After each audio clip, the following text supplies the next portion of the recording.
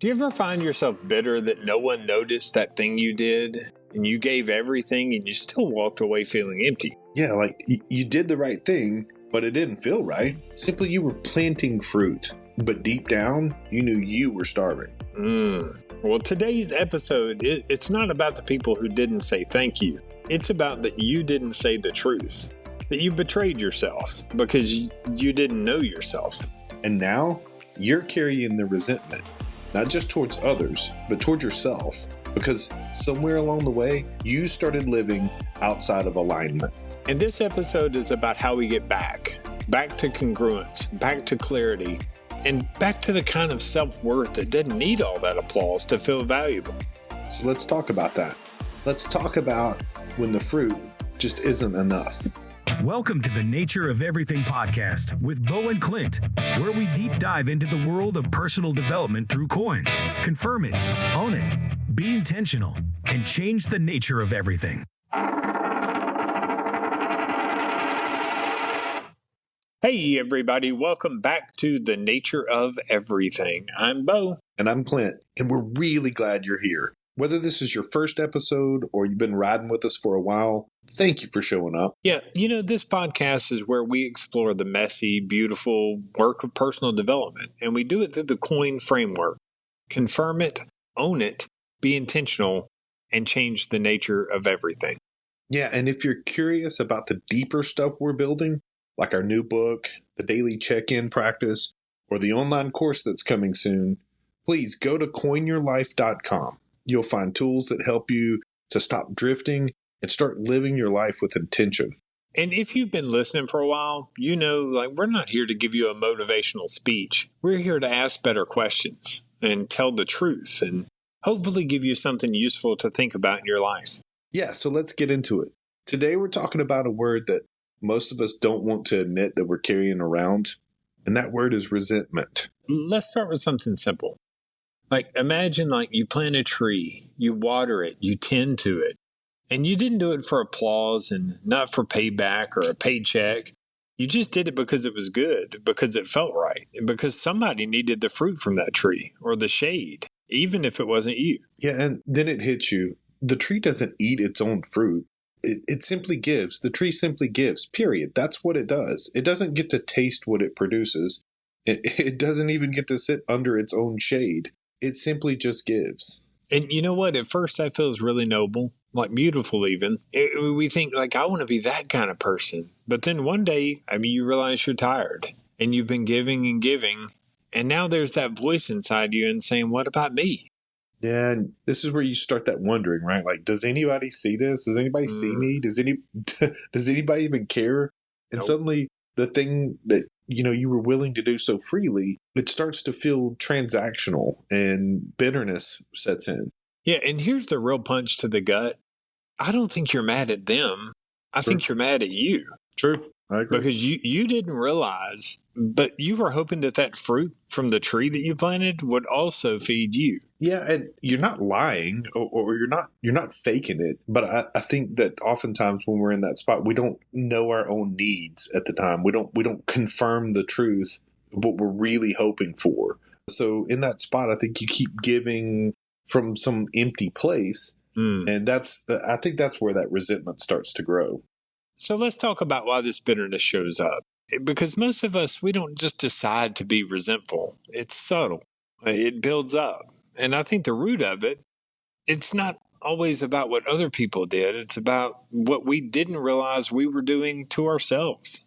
Sure. Again, this is that self-betrayal. That acting in ways that go against your own needs and are in conflict with the standards you set for yourself. And even your own gut, like you were talking about that gut punch, even your own gut, you do it to simply be agreeable, to keep the peace. And I don't know, it's just it feels like it's whatever you're supposed to do. And here's the kicker, you don't even always know in the moment.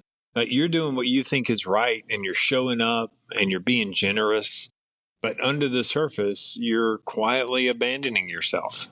Sure. Self-infiltration, as it were. When you take someone else's expectations and basically, not even knowing that you're doing, you sort of adopt these as your own. And I think oftentimes you just stop asking yourself, like, hey, do I want this? Instead, you just sort of act out of some assumed duty or, those borrowed and false narrative, those beliefs that we should be letting go of. Yeah. And look, that's how resentment starts. You don't realize it, but you're carrying out someone else's version of good and you're kind of neglecting your own. Yeah. And, then you wonder why you feel so frustrated, like unseen and underappreciated. But the truth is, you aren't ever even on your own side for this. Dang, that's heavy. I mean, when you say it, it's also kind of freeing to acknowledge it. Because I think once you can say, I didn't know myself well enough to stand up for my own needs, boy, that's really where some growth can start to happen. Yeah, no doubt. Here's the thing, like, it still doesn't mean that you're selfish. I also don't think that it means that you've done anything all wrong. It's still part of the human condition, right? You surprise. I hope so. You woke up as a person today, and I do think that we have this sort of conditioned need to, like, we have to earn love or we have to perform our worth. And I think we do it to check these boxes in life. And look, I don't think it's about blaming yourself. It's about meeting yourself. Like you were doing the best with what you knew, but maybe now you can know more and you have an opportunity to realign. Sure. Research actually backs this up. There's some study on emotional regulation and self-awareness.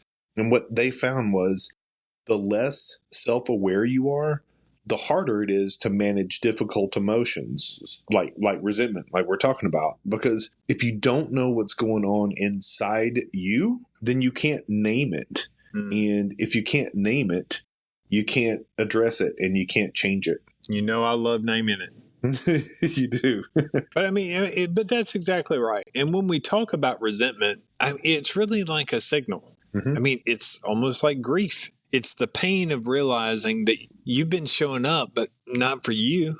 Yeah. And I think realistically, that's probably what makes it sting so bad, right? Because not that they didn't appreciate you, but you didn't fully honor yourself in the first place. And sort of, I think you gave without really checking in, and you didn't ask, what do I really want out of this? Or what do I actually need out of this right now? or do they need it? Yeah, sure. Absolutely. I think this is where a lot of us get stuck. Like we're told that giving is good and sacrifice is noble, but giving without clarity or giving from confusion, it's not generosity. It's performance. And performance without that truth is always going to lead to burnout. That's fair. So here's that hard pause kind of moment. I say if you're feeling resentment in your life right now, then I would say ask yourself, where do I feel like I'm giving out of obligation and not from what is in alignment with my authentic self? Where am I hoping for this fruit without realizing that I never intended to eat it? And look, even more than that, like where have I abandoned my own voice, my authentic self, my own gut? Sure. Like just to stay liked or useful or, quote unquote good. Sure. But I guess what do you do? What do you even do with that realization? Like that moment you've been operating out of this performance drive instead of like for purpose and for intentionality. That resentment, it still just isn't about them. It's about losing yourself along the way. Look, that's really where Coin comes in. I mean, I think it's what it's built for. It's not just a framework. It's a way to realign your authentic self. It's the step-by-step that we use when we feel off. We're disconnected or we're bitter. Yeah. And it always starts with confirmation. To confirm it, you got to get honest. You got to get specific and ask yourself, what am I feeling? Where am I feeling unseen, or where am I feeling frustrated? But more importantly, I think the question that we often miss is, what did I expect? Wow. Where did that expectation come from as well? Look, this is where you trace it back. Like, was I hoping for applause? Yeah, I probably was. Yeah. But did I need validation that I never even asked for? Maybe I overextended myself because I thought I had to. I mean, confirming those truths, that's where resentment starts to lose its power. Absolutely. And, the ownership of that, again, not with shame, but, that strength and confidence, like owning the fact that you made the choices that you make. And even if they come from confusion, or even if you're seeking that validation, you've got to come to terms with the fact that you have to own that need for validation, whether it's given to you or not.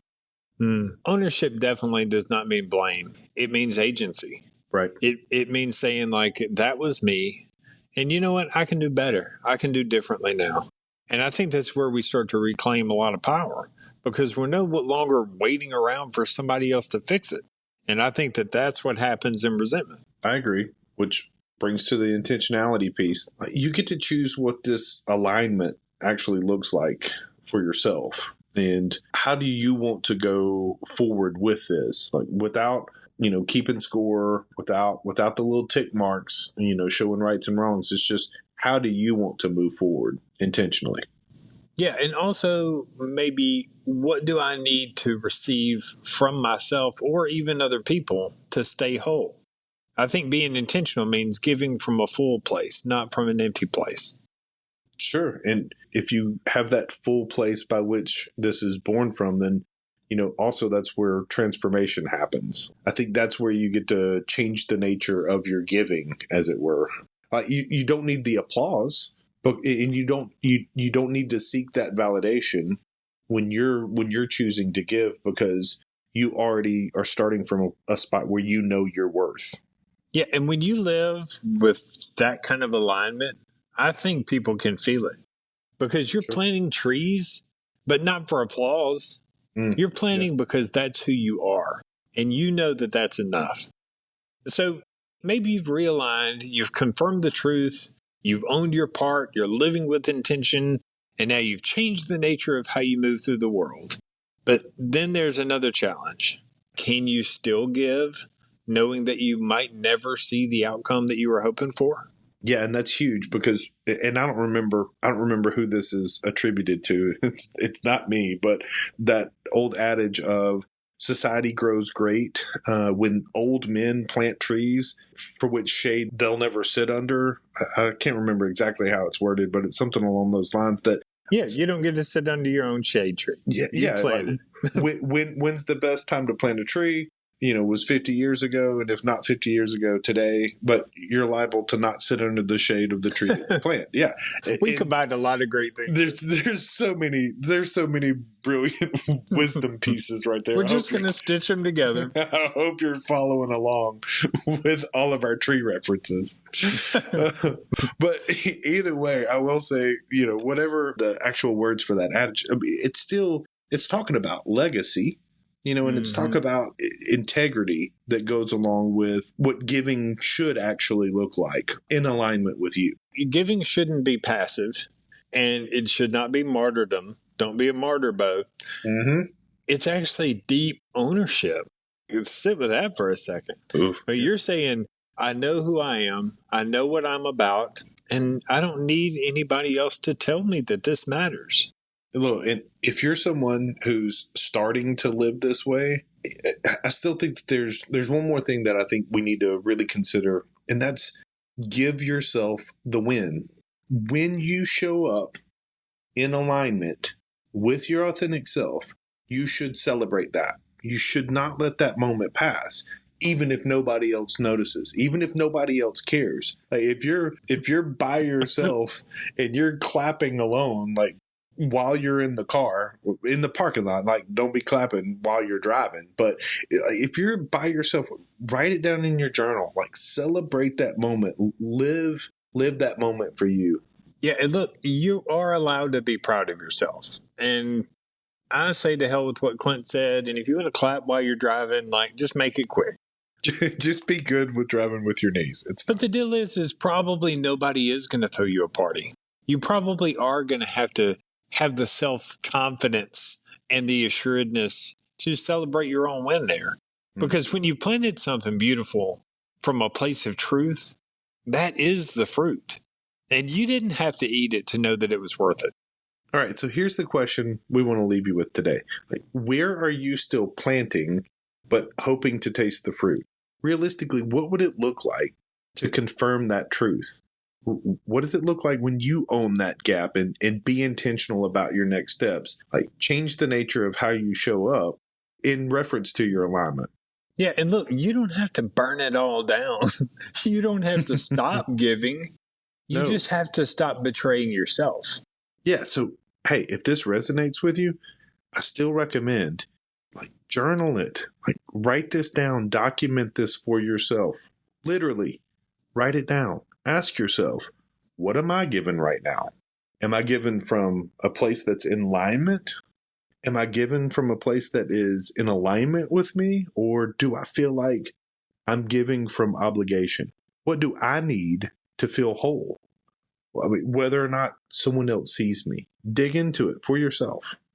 If you want a place to start, you should check out that free 10-minute daily check-in that's at coinyourlife.com. It's not a diary. It's just a practice. It's a way to get real with yourself and build a life that's rooted in your truth, like one day at a time. And hey, if you did something cool today, if something worked out, if you found a moment of honesty, even that uncomfortable honesty, and something did line up and no one said a word about it, hey, we see you, we get it, and we're proud of you. Be excited about that, celebrate that, give yourself that round of applause. Yeah, because look, that kind of congruence, that's not just fruit. It's freedom. Absolutely. Look, I just appreciate everybody hanging out with us today. These conversations are not easy, and they're definitely not overnight overhauls, but they're necessary, and they're really good things to think about. I wish that I didn't need to hear them so often. I agree. And look, if something clicked for you, dig deeper, go further, grab the book at coinyourlife.com. It's packed with tools and honest questions to help you live with clarity and put that alignment into place if you're struggling with it. Look, and we're not here to give you answers. We're just here to walk with you while we all ask ourselves better questions. The same questions oftentimes. You know what? Till next time, stay curious, stay congruent, and by all means, keep coining. I dig it. Thanks for tuning in. Don't forget to check out coinyourlife.com and find us on social media.